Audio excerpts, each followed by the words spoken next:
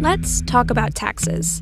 They're a big political issue, especially now. New York Congresswoman Alexandria Ocasio-Cortez has proposed a 70% marginal tax rate on wealthy Americans as part of her Green New Deal. Today is the day that we truly embark on a comprehensive agenda of economic, social, and racial justice in the United States of America. It sounds like a big number, but there's another country where some workers are paying similar taxes.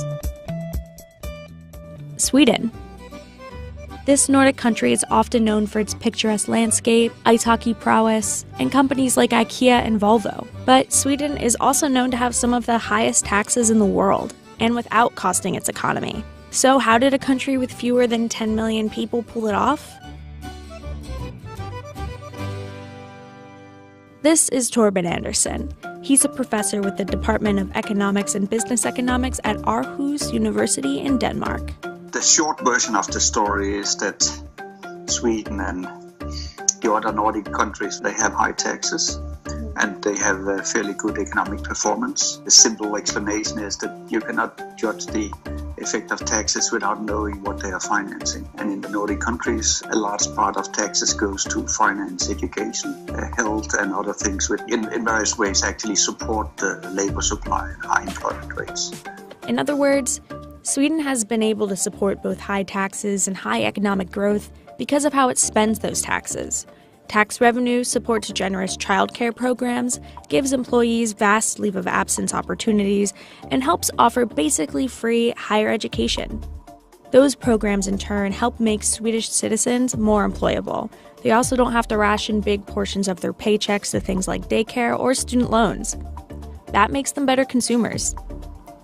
The average tax wedge for a Swedish worker with an average income is about 43%, but the income tax can go as high as 61.85%, depending on how high the income is. And the corporate tax rate lies at 21.4%. What's a tax wedge, you might ask?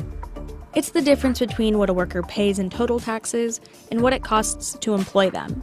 Basically, the difference between your take-home pay and your total pre-tax paycheck. It's also a measure of how taxes can drag down employment.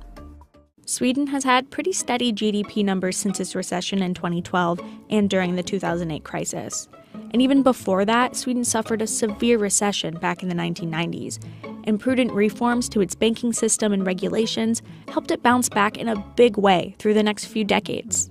Sweden now has the 12th highest GDP per capita in the world.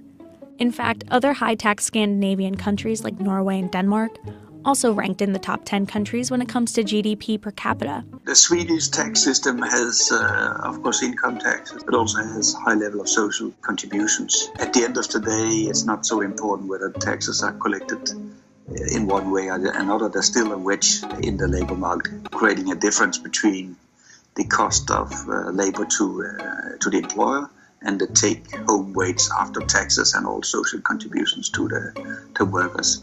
So, for example, a single worker making roughly 726,000 Swedish krona a year in salary, or about 78,000 in US dollars, would have a marginal tax wedge of 69.7%. That percentage is nearly what Alexandria Ocasio-Cortez is suggesting, but she's saying that this tax rate would apply to those making over $10 million a year. Where do these tax dollars go in Sweden?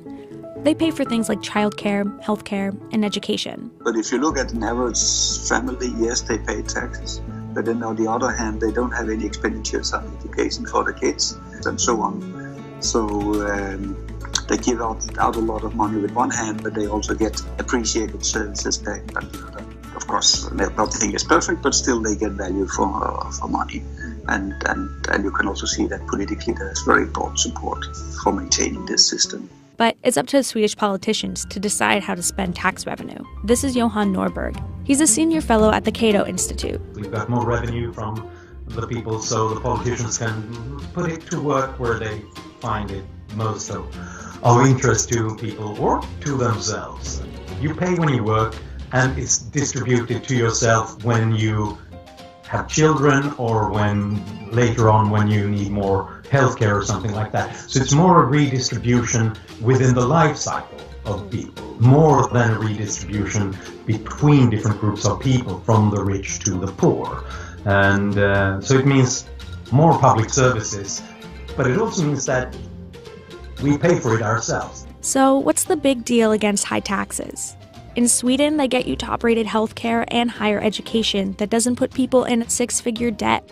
In the US, advocates for lower income taxes say they stifle economic growth and consumer spending. So therefore we have this paradox with Sweden and the other Nordic countries that tax wages are relatively high, but at the same time employment rates are high.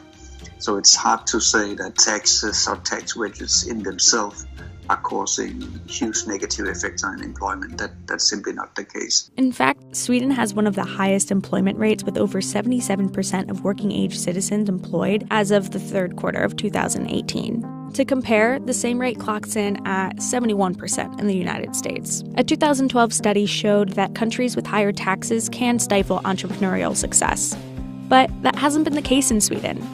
Some tax dollars go into a leave of absence program that allows a worker to take unpaid time off while retaining job security and status.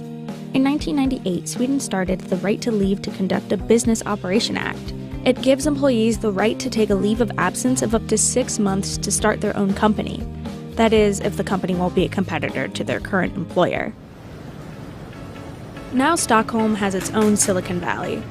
Several startups born there have been valued at more than $1 billion, like Spotify, Candy Crush, Minecraft, and Skype, the last two of which were bought by Microsoft. In Sweden, there are 20 startups for every 1,000 employees, versus 5 for every 1,000 in the US. And for some of those entrepreneurs who may have come into wealth along the way, there's an absence of other taxes they would maybe have to pay if they lived elsewhere. Sweden is actually quite friendly to large owners of capital. We don't have taxes on property, no tax on wealth, no tax on gifts or inheritance, but instead it comes from income taxes, but also from consumption taxes. And that's a major difference between Sweden and the United States. We have almost as much in value-added taxes on consumption and excise taxes on different goods as we get in income taxes.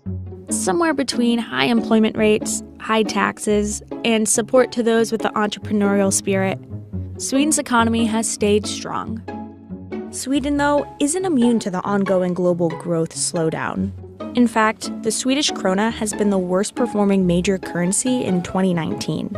I think the outlook, as for many other countries, is that growth will become somewhat lower. And of course, there are many uncertainties, also things happening outside Sweden or the Nordic countries which affect Sweden. But they are sort of pretty okay compared to other countries.